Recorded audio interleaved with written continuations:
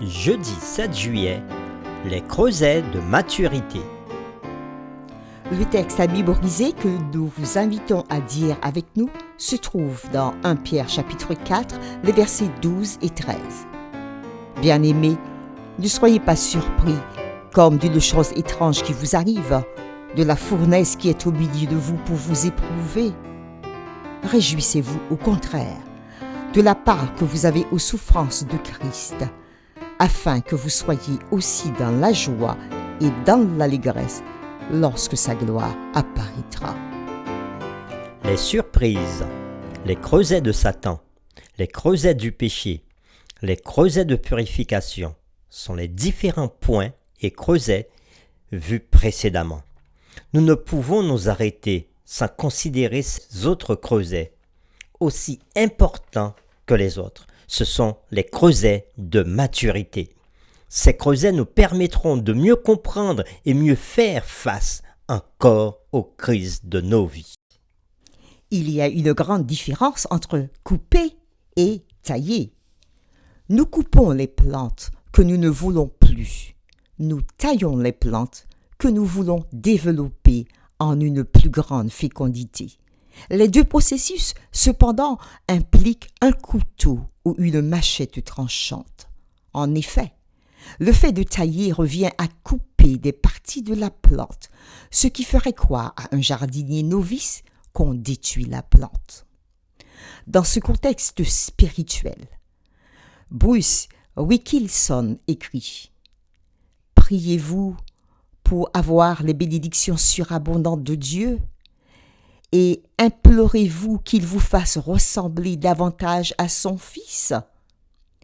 Si votre réponse est oui, alors vous demandez les cisailles. » Mettons en relation la citation que nous venons de lire avec ce que Paul dit dans 2 Corinthiens chapitre 12, le verset 7.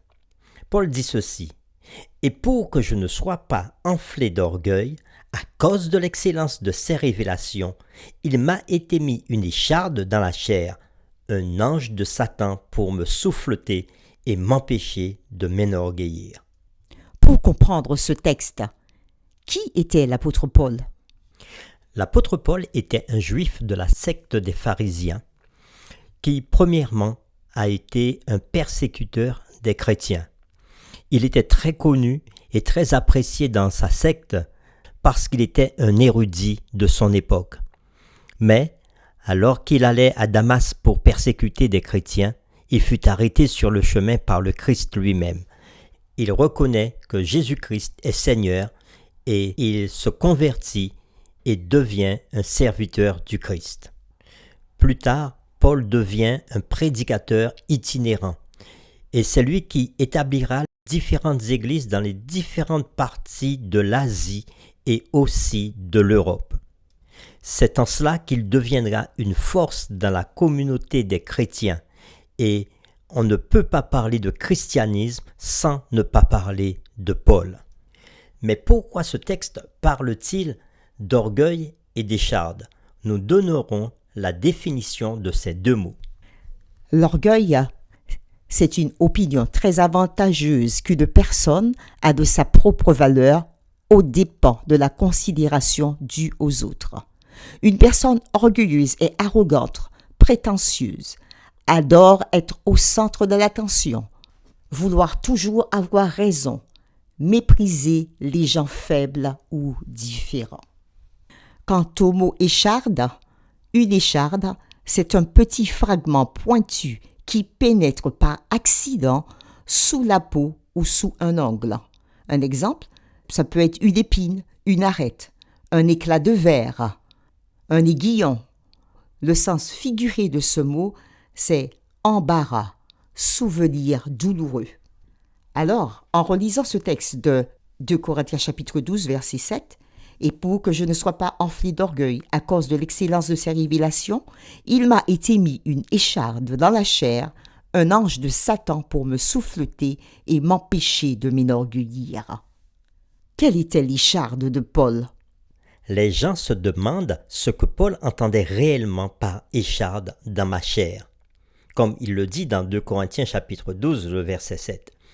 Les idées se rangent du côté de Paul ayant des attaques constantes d'ennemis liées au fait d'avoir une difficulté d'élocution. Il semble que c'était en fait un problème visuel. Paul croyait que son écharde lui avait été mise.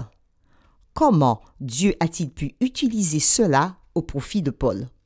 Remarquez que l'écharde de Paul avait un but précis, comme il le disait lui-même, m'empêcher de m'enorgueillir.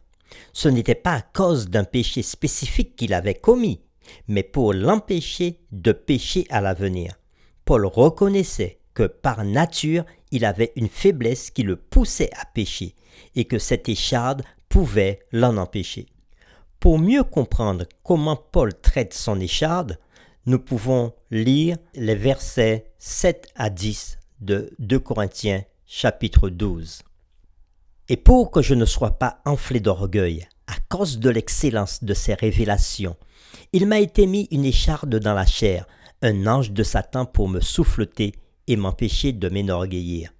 3 fois, j'ai prié le Seigneur de l'éloigner de moi, et il m'a dit, « Ma grâce te suffit, car ma puissance s'accomplit dans la faiblesse. » Je me glorifierai donc bien plus volontiers de mes faiblesses, afin que la puissance de Christ repose sur moi. C'est pourquoi je me plais dans les faiblesses, dans les outrages, dans les calamités, dans les persécutions, dans les détresses pour Christ, car quand je suis faible, c'est alors que je suis fort. Alors, comment Paul traite-t-il son écharde? Les paroles de Paul étaient révolutionnaires pour son époque. Au 1er siècle, il valait mieux se montrer fort que faible. L'humilité n'était pas une vertu dans l'Antiquité. C'était la condition de l'esclave qu'on méprisait. Au temps de Paul, les gens fortunés comptaient sur une justice corrompue pour asseoir leur réputation par des procès ou par la loi du plus fort. De même, les grands orateurs, les intellectuels comptaient sur leur pouvoir de persuasion. De même, les grands orateurs, les intellectuels comptaient sur leur persuasion de langage pour impressionner et remporter plus de succès. Mais Paul, lui, il dit qu'il fait l'expérience de la grâce qui se manifeste dans cette situation paradoxale. Il dit « c'est dans la faiblesse que je suis fort ». Son écharde, son handicap, son infirmité qu'il a dans sa chair lui permet de rebondir plus loin, de ne pas s'arrêter à ce problème. Nous voulons vous laisser cette question en vous laissant aussi quelques pistes de réflexion. Comment la façon dont Paul répond peut-elle vous aider, vous, à faire face aux échardes, aux difficultés, aux souffrances que vous devez peut-être porter ou encore que vous portez toujours? Paul a répondu à ses détracteurs qui le dénigraient en le considérant comme faible, qu'il se plaisait dans la faiblesse et la grâce de Jésus, afin que la puissance de Dieu se manifeste dans sa vie. Dieu est ainsi le tuteur de résilience de Paul, c'est-à-dire que Dieu est celui sur lequel Paul peut s'appuyer pour aller plus loin malgré son handicap. De même aujourd'hui, beaucoup de personnes font de leur souffrance une force pour se dépasser. Ils ont pu s'en sortir avec l'aide de personnes qui leur ont apporté leur soutien et accompagné dans leur malheur ou la difficulté. Ils peuvent alors témoigner à leur tour que par cette faiblesse, ils ont grandi et ont été transformés et ont atteint une plus grande maturité dans leur vie. Pour terminer, nous vous invitons à vous joindre avec nous dans cette prière. Seigneur, aujourd'hui, si nous nous sentons faibles, conscients de cette faiblesse, de cette misère, de nos limites, tu ne voudrais pas que nous soyons découragés. Tu travailles avec nous pour identifier ce mal-être qui peut être en nous. Et comme dans le passé, tu ne changes pas.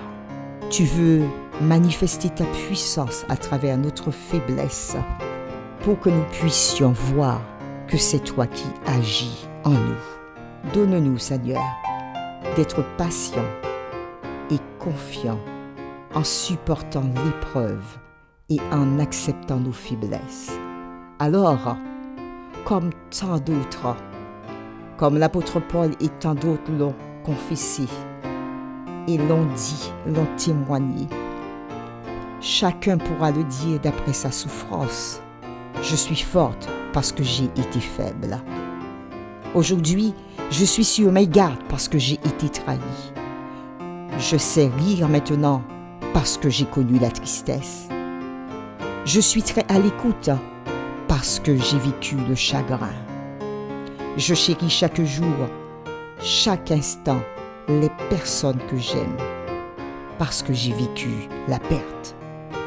Nous pourrons dire, cette souffrance que j'ai endurée m'a permis de rebondir, de la regarder autrement.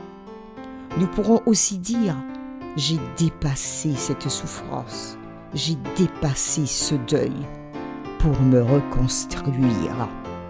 Et nous pouvons aussi dire, Seigneur, par cette difficulté que j'ai endurée, j'ai appris à te connaître, à t'obéir et à tout déposer entre tes mains. C'est dans le nom de Jésus-Christ, notre Sauveur, qui a souffert, qui a tout supporté pour nous et qui nous donne la victoire pour repartir, pour rebondir. C'est en lui que nous nous confions.